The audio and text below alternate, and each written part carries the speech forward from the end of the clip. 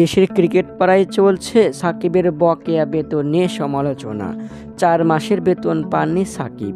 BCB কর্তারাও স্বীকার করেছেন, সাকিবের গেল বছরের শেষ 4 মাসের বেতন 48 লক্ষ টাকা বকেয়া রয়েছে।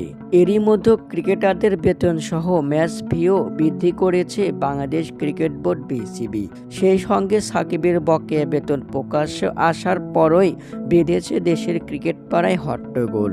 বিসিবিকে দ্রুত বকেয়া বেতন পরিশোধ করে দেওয়ার দাবি জানিয়েছে সাকিব ভক্তরা।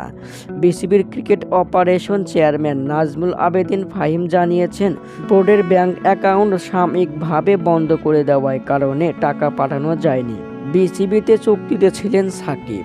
চুক্তি অনুযায়ী পুরো বেতনই দেওয়া হবে সাকিবকে।